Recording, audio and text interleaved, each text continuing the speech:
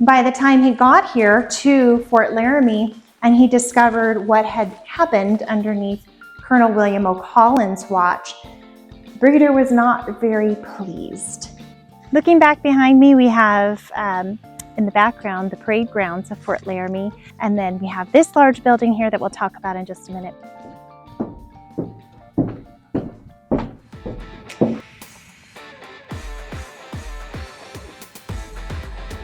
Okay, so remember that really long blue building? We are now upstairs in that building that was the barracks. And so behind me, you can see lots of beds and military uniforms.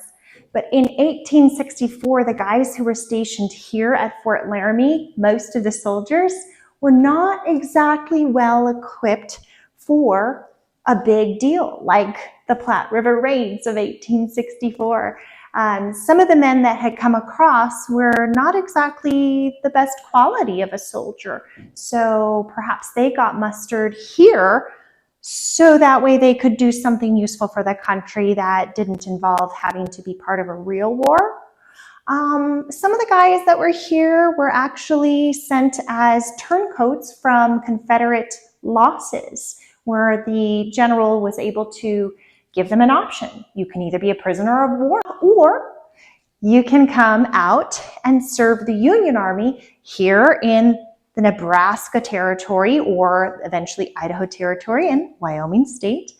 And Brigadier General Robert B. Mitchell was in charge of overseeing that entire district. Nebraska district even included Colorado. So it was a very, very large area for him to be managing. And when those gentlemen decided that they didn't want to cooperate, or they were being a little ornery or misbehaving, even though they had been given that second chance to be here instead of being in a prison camp, Brigadier General Robert B. Mitchell also had what we would now consider to be like a chain gang. So he could order them to march off for a while and handle those bad feelings and bad words and bad tempers and attitudes by physical labor. And so that was something that was going on here in 1864. There is I would say one of my favorite records from a soldier who was here during the time of the Platte River Raids, and seeing some of the responses coming through from the military men is the account of Eugene Ware. And that is publicly accessible online. Google Eugene Ware and you can read his diary. And he has really good stories about what's going on here and the misbehaving misfits and the drunks that he's responsible for. And he says they just can't even be bothered to do anything that they've been asked to do. But he also has a really interesting perspective because he's seeing the Platte River Raids excitement happen, and excitement meaning fear. Everyone's scared and they're hearing bad things are happening, but he knows that the Brigadier General is holding court elsewhere down in Nebraska. And so when everyone's like, what do we do? And they all want help, he is not near enough to be able to respond in an efficient manner. So he's rushing back after handling some court cases, because he's also provost marshal out here. And so he rushes back and he gets to Deer Creek Garrison a little too late to really make an impact, to make peace. He wanted to make peace. He wanted to say, hey, what was going on with the Plains Indians that were very upset, but it was just too late. By the time he got here to Fort Laramie and he discovered what had happened underneath Colonel William O'Collin's watch, the Brigadier was not very pleased. Maybe one of the things that would have upset him is that the colonel authorized a skirmish or an intervention or a kidnapping or a hostage situation with Blackfoot Sioux Chief Bill Grass. After the Platte River Raids finished, there was a soldier stationed here that said, hey, I remember there was a Sioux chief that came through just a couple of weeks ago saying that he was going to do this other thing in Utah. And isn't it just So interesting that after he passed through here, all of these attacks happened on the immigrants. So he used that conjecture to say that Chief Bill Grass was responsible. So under Collins' watch, the 11th Ohio located him a little bit south of the Platte Bridge Station, or as we call it, Fort Casper now. And soldiers were dispatched from there to go meet Chief Bill and to interrogate him about his whereabouts and what he did or didn't do, or what his participation was in the raids. And at that point, they had a skirmish that lasted 45 minutes and 14 Plains warriors were murdered. And just a little backstory on that. They were not involved at all. They weren't even in the area. They did go to Utah as they said they would. And so they were actually returning on their way home when they were confronted by the 11th Ohio. And in that skirmish, they took in 22 women and children belonging to Chief Bill's tribe, belonging to his band.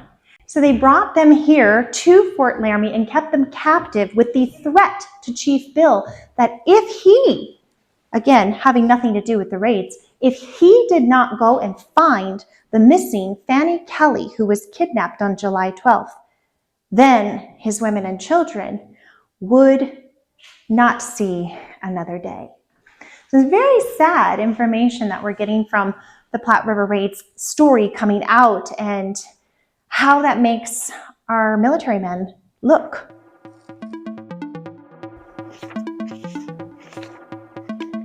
Earlier I mentioned that William O. Collins was not well appreciated at the point that Brigadier General Robert B. Mitchell arrived on site and saw how Collins had been handling things from the fort all the way up through the Black Hills of Idaho Territory in 1864, including taking Blackfoot Sioux Chief Bill Grass's women and children hostage.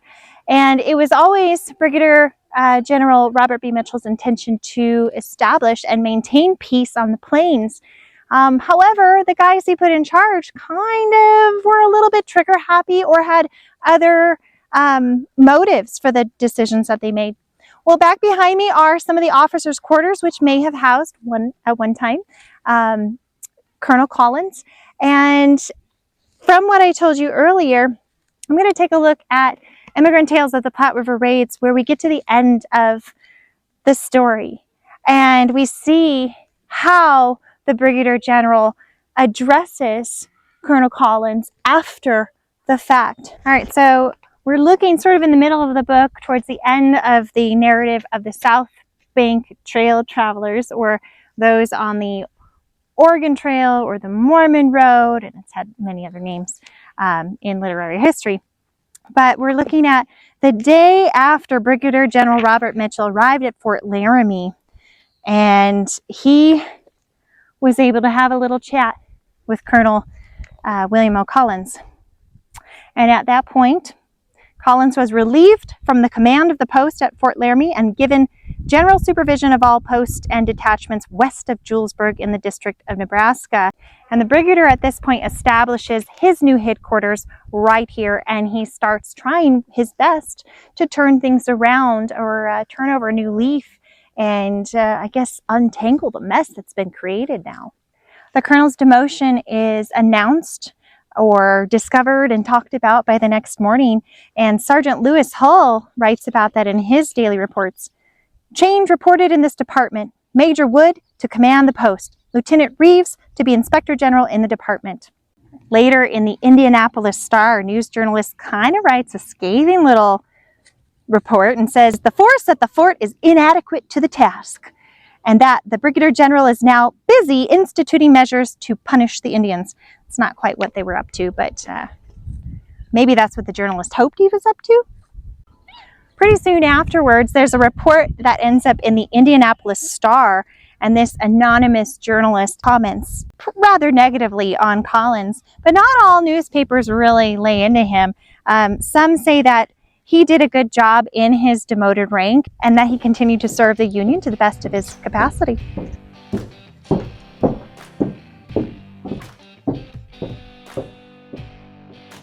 In the back of the book, we actually have an appendix with source documents so that you get to see what the immigrants and soldiers are saying about things for yourself, rather than trying to rely on a historian to tell you everything.